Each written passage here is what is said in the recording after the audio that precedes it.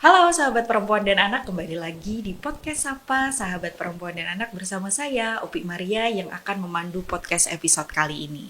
Nah, di podcast Sapa seperti biasa, kita akan ngobrol-ngobrol santai dan juga membahas berbagai topik perihal edukasi, isu-isu terkini, dan juga tokoh-tokoh inspiratif. Sahabat perempuan dan anak, di bulan Ramadan ini adalah bulan refleksi kita dan juga pengendalian diri, terutama di era digital. Tantangannya bukan hanya menahan lapar dan haus, tapi juga nahan jempol supaya nggak berkomentar aneh-aneh dan bijak selama menggunakan digital.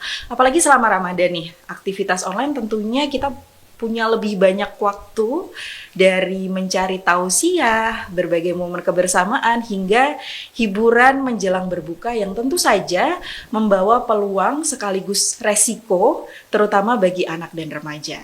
Nah, lalu gimana sih kita memastikan ruang digital tetap aman, terutama untuk anak dan juga remaja?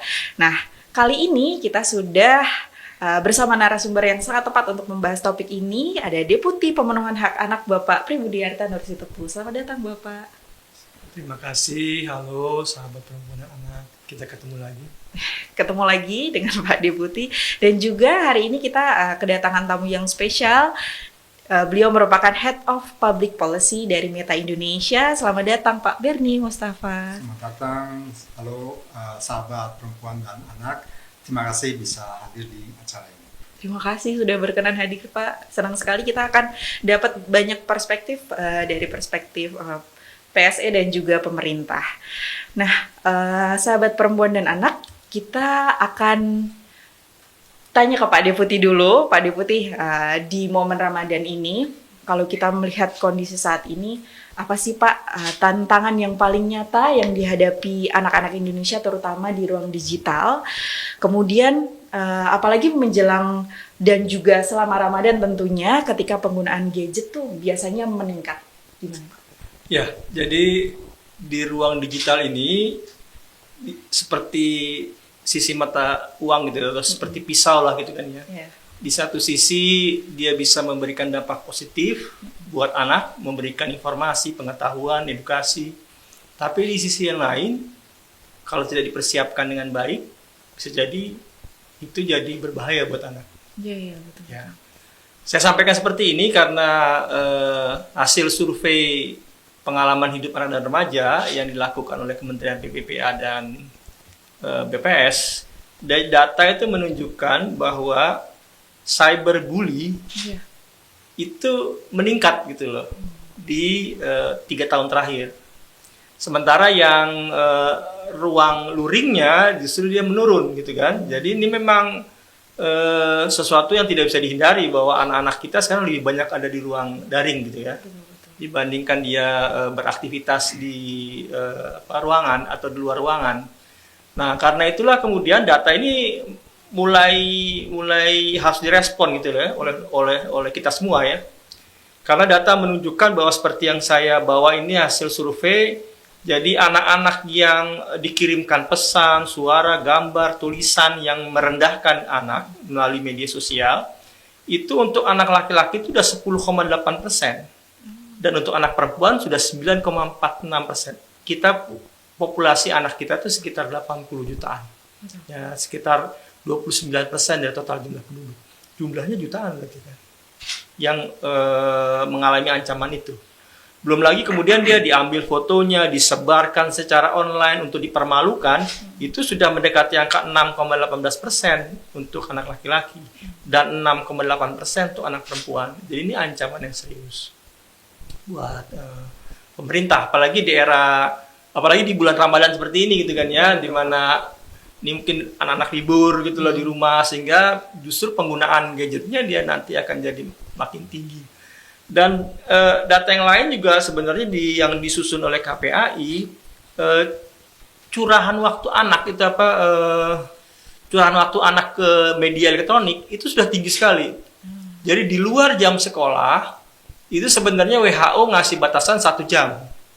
Nah, tapi rata-rata anak-anak kita udah sekitar 3,5 sampai 5 jam. Jadi curahan waktu anak-anak di ruang digital itu tadi. Jadi jumlahnya sebenarnya sudah melampaui standar yang dilakukan oleh WHO. Nah, jadi kita bisa lihat tuh fenomenanya seperti itu kan data-datanya.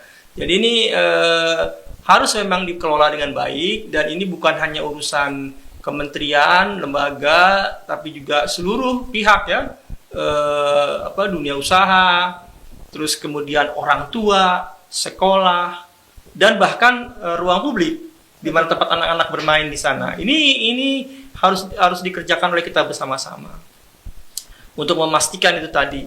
Nah, terus kemudian apa upaya yang dilakukan oleh pemerintah, Kementerian Pemberdayaan Perempuan dalam hal ini? Kami mengembangkan yang kita sebut sebagai PISA, yaitu Pusat Informasi yang Sahabat Anak.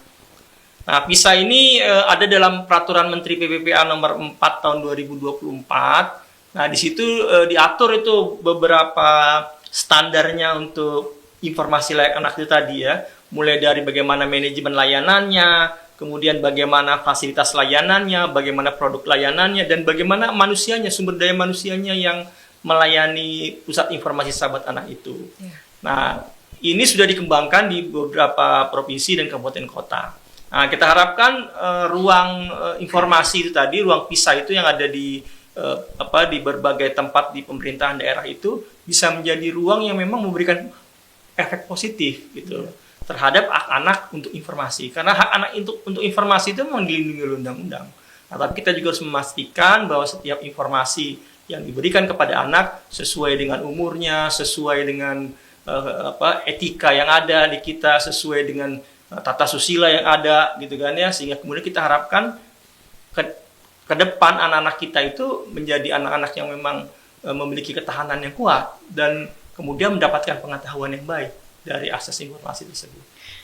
Luar biasa ya, tadi ternyata selain bahayanya di dunia digital, tapi juga ternyata pemerintah, terutama dalam hal ini Kementerian Pemberdayaan Perempuan dan Perlindungan Anak sudah melakukan banyak hal. Contohnya PISA tadi ya Pak ya. Nah, sahabat perempuan dan anak, kita akan mendengar dari sisi platform nih, dari penyelenggara sistem elektronik.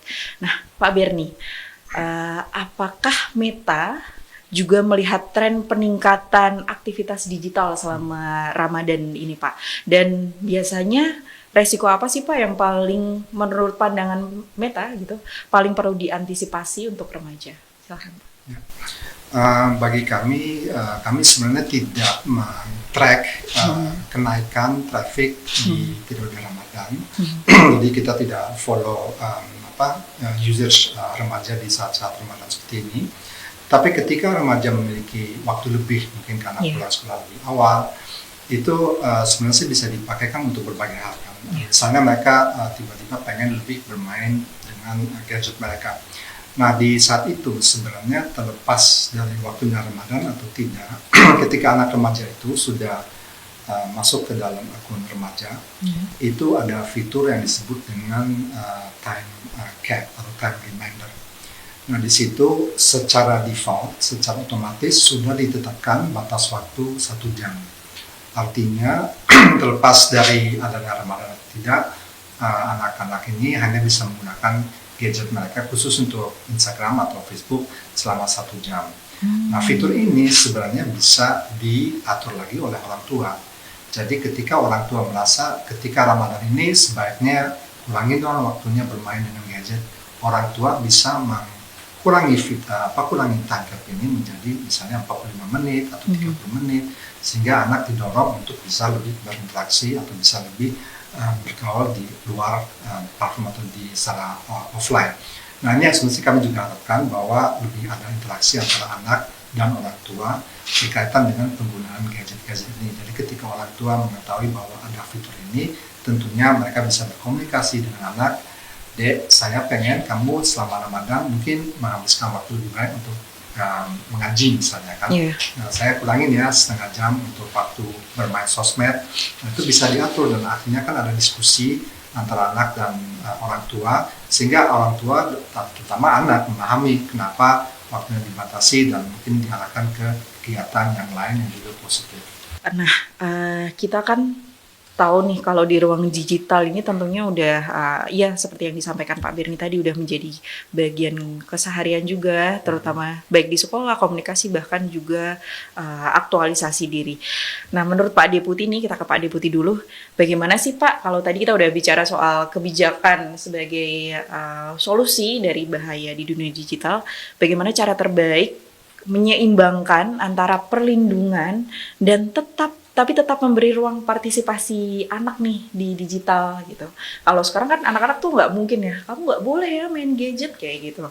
Nah, karena kan kadang orang tua juga pengen melindungi tapi dengan cara membatasi total. Nah, tentunya ini bukan solusi ya Pak. Gimana menurut Bapak? Ya, jadi memang yang harus kita ciptakan tuh ekosistemnya gitu kan ya, ekosistem perlindungan anak di ranah daring ini yang harus kuat gitu kan tadi. Nah, sekarang kan faktanya seperti gini.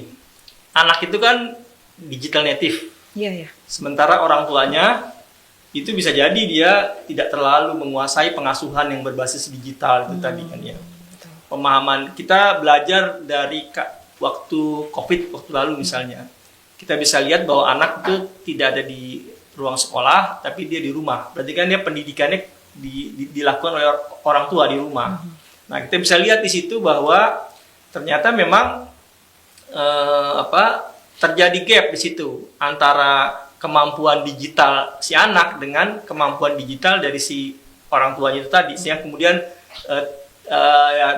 timbul konflik lah dalam melakukan pengasuhannya itu tadi. Ya, pengasuhan di rumah dalam hal ini terkait dengan pendidikan formalnya.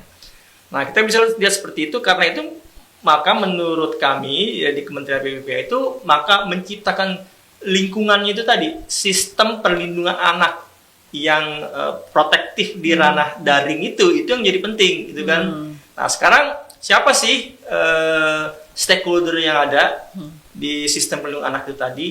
Berarti kan di sana orang tuanya harus ngerti bagaimana caranya ngasuh, ya kan? Pengalaman waktu COVID waktu lalu itu sebenarnya harus jadi bahan pembelajaran sebenarnya untuk kita. Jadi orang tua harus paham.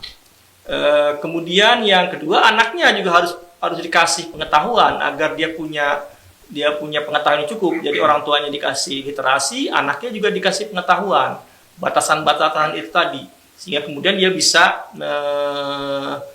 bisa melakukan kontrol terhadap dirinya kan.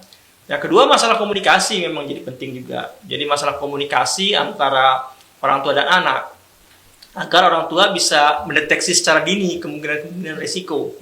Jadi kan dia harus ngobrol, harus saling terbuka, harus mengembangkan bonding gitu ya dengan anaknya, emosi yang mengikat antara orang tua dan anak itu tadi. Siapa dia orang tua? Itu bapak dan ibunya, ya kan?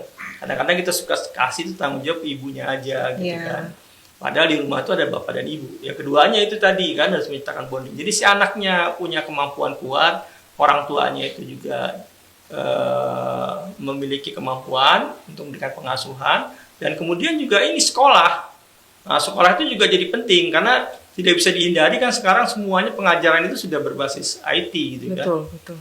Nah, makanya tadi hitungan 1 jam itu di luar sekolah, ya kan? 1 jam paparan anak ke digital itu kan hanya 1 jam di luar sekolah.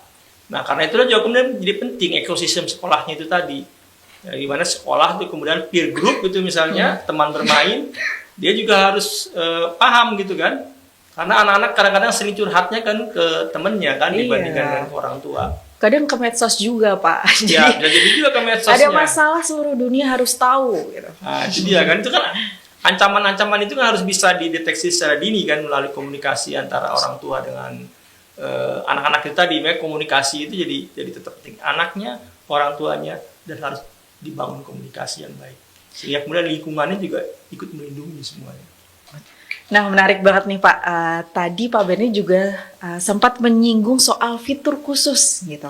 Mumpung kita kehadiran langsung dari Metanya, kita mau tahu mungkin lebih detail lagi nih Pak. Kalau dari sisi Meta, bagaimana sih Pak platform itu bisa membantu menciptakan pengalaman awal yang aman untuk remaja yang baru punya akun sosial media. Nah, terus apakah ada fitur khusus akun untuk remaja dan juga pengaturan default yang memang dirancang menjadi lebih protektif gitu?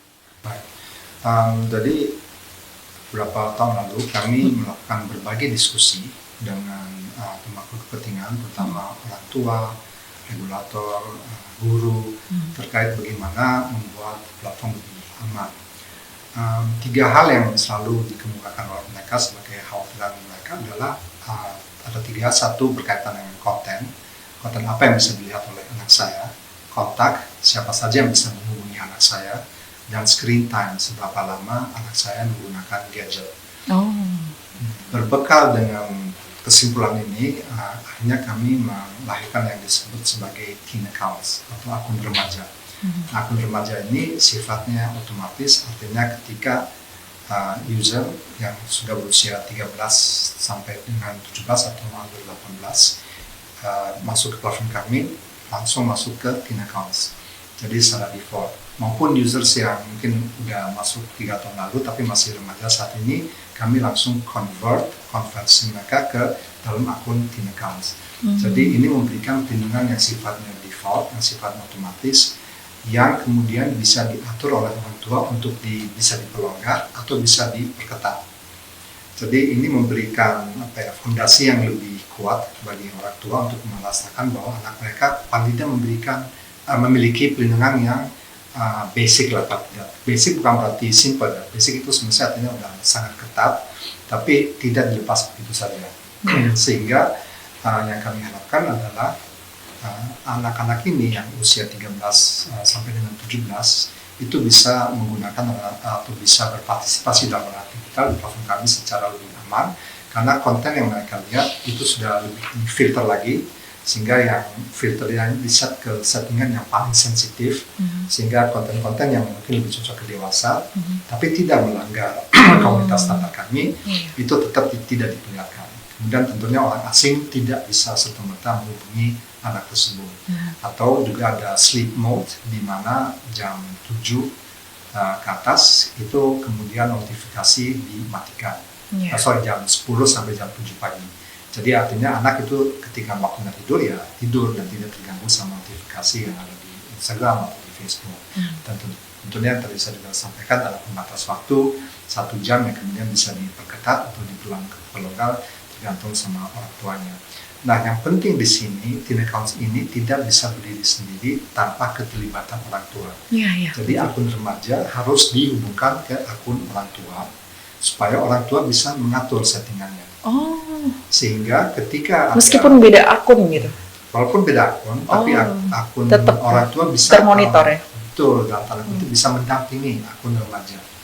Jadi pendampingan ini menjadi sangat penting. Walaupun pendampingannya memang masih virtual, tapi setiap kali orang tuanya melonggar atau memperketat sebuah pengaturan, tentunya nanti dilakukan ada diskusi.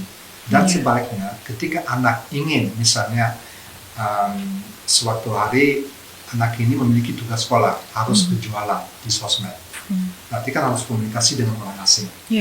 Bisa jadi anak ini ngomong ke orang tua, Bu atau Pak, izin saya selama 3 minggu ke depan fitur untuk mematikan kontak orang asing ini dinonaktifkan dulu, sehingga saya bisa berkarya, beraktivitas di sekolah, kemudian setelah 3 minggu itu bisa dinyalakan kembali. Mungkin itu sebagian dari beberapa fitur yang kami kembangkan yang kami sebut sebagai teen accounts. Menarik banget dan keren banget. Untuk ibu-ibu dan juga bapak-bapak nih, ternyata Meta udah punya regulasi terkait teen account ini yang bisa dikoneksi langsung ke akun para orang tua gitu ya Pak ya. Nah, terakhir nih, karena kita udah mau closing, mungkin dari Pak Bernie dulu, kalau boleh mungkin 1 kalimat aja, apa sih pesan Ramadan untuk anak-anak dan juga orang tua agar lebih bijak berdigital? Mungkin bisa langsung ke Mekah. Bagi orang tua dan bagi anak-anak, saya tentu memiliki harapan agar waktu Ramadan ini dipakai untuk lebih bercengkramat sebagai keluarga, dan juga bisa menggunakan waktu ini untuk berdiskusi mengenai penggunaan gadget. Dalam hal ini, seperti yang disampaikan, kami memiliki akun remaja, mungkin merupakan waktu yang baik untuk berbicara bagaimana penggunaan akun remaja seperti ini. Kami melihat akun remaja ini sebagai alat membantu remaja ini kemudian bisa belajar bersosial media ibaratnya sampai ketika mereka udah berusia dewasa. Jadi ini ibaratnya kalau ada anak belajar sepeda, ada roda pendampingnya atau roda penolongnya yang di kanan kiri. Nah ini akun-akun teen account merupakan tools, fitur yang bisa membantu anak ini belajar naik sepeda atau belajar bersosmed. Tentunya tidak bisa terlepas dengan pendampingan orang tua. Sehingga hal pendampingan dan fitur yang kami tawarkan di dalam platform kami merupakan hal yang sangat integral untuk memastikan bahwa anak itu tetap aman. Anak ini merupakan tanggung jawab bersama, tanggung jawab platform juga untuk memastikan platform kami aman. Dan kami harap dengan kerjasama tentunya dengan berbagai pemangku kepentingan, kedepannya kita bisa menciptakan ruang digital yang aman dan ramah bagi anak. Terima kasih Pak Berni. Selanjutnya Pak Deputi, pesan Ramadan untuk anak dan juga orang tua agar lebih bijak berdigital. Silahkan Pak. Ya, anak-anak kita mungkin hidup di dunia digital. Ya. Mereka tumbuh dan berkembang di dunia digital. Tapi jangan kita lupakan bahwa yang terbaik buat anak-anak berada di dalam komunikasi yang hangat di dalam keluarganya. Nah, karena itulah maka pada bulan Ramadan ini menjadi momen yang paling tepat untuk seluruh keluarga Indonesia agar kita bersama-sama bisa mendampingi anak-anak kita agar anak-anak kita tidak merasa hidup sendirian. Terima kasih. Terima kasih Pak Deputi dan juga Pak Berni. Nah, sahabat perempuan dan anak, gak terasa kita udah sampai di penghujung episode podcast apa kali ini. Pesannya adalah ruang digital tentunya bukan dunia yang terpisah ya Pak dari kehidupan kita semua, terutama juga anak-anak dan juga remaja, karena kita semua tumbuh, belajar dan juga membentuk jati diri, mendapatkan informasi juga dari dunia digital tentunya. Karena itu menjaga keamanan mereka bukan hanya tanggung jawab satu pihak saja, melainkan kolaborasi antara pemerintah, kemudian platform digital, orang tua dan juga anak itu sendiri.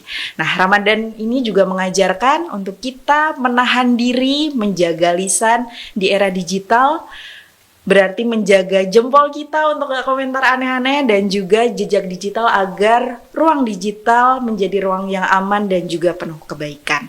Terima kasih sekali lagi sebesar-besarnya kepada Bapak Deputi dan juga Pak Berni sudah berkenan hadir dan juga atas insight-nya yang luar biasa. Sahabat perempuan dan anak, gak bosan-bosan kita untuk selalu ngingetin kalian semua, jangan ragu untuk terus speak up tentang pemikiran kita. Jika kamu melihat, mendengar, atau bahkan mengalami kekerasan, langsung saja hubungi call center kita di Sapa 129 atau melalui WhatsApp di 0811 129 129. Saya Upi Maria pamit undur diri. Sampai jumpa lagi di podcast Sapa episode berikutnya. Selamat menjalankan ibadah Ramadan. Mari kita jadikan bulan suci ini bukan hanya momentum memperbaiki diri secara spiritual, tetapi juga memperbaiki cara kita hadir dan berinteraksi di ruang digital. Perempuan berdaya, anak terlindungi menuju Indonesia Emas 2045. Sampai jumpa.